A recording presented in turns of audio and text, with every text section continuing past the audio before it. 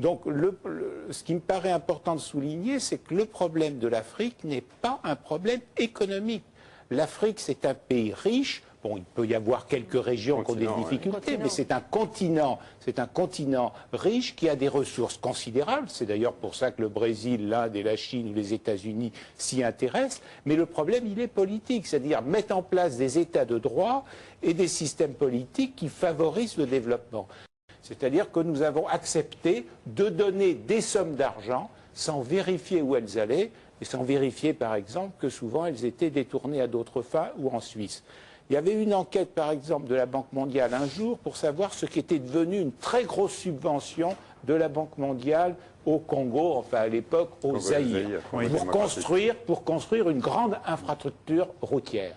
Bon, le résultat, c'est que 94% des subventions étaient partis en fait dans les poches des uns et des autres et que l'infrastructure routière n'avait jamais été construite. Non mais n'oubliez pas quand même le cas de l'Algérie qui est quand même peut-être le meilleur exemple que l'on puisse donner. Vous savez, comme nous avions colonisé l'Algérie, comme il y avait eu la guerre d'Algérie, nous avons décidé, parce que nous sommes des gens généreux et que la générosité est une très bonne chose, de surpayer le gaz algérien, de surpayer le pétrole algérien. Est-ce que ce surpaiement, ces subventions supplémentaires ont servi à quelque chose au développement de l'Algérie?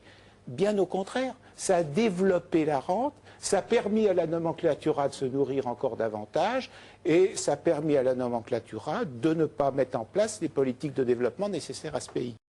Ces pays sont indépendants depuis les années 60, ils ont la responsabilité et il faut arrêter de penser qu'on va les développer ces pays à leur place. Tous les essais, toutes les tentatives, la colonisation, les protectorats, etc., vous ne pouvez pas faire le bonheur des gens malgré eux.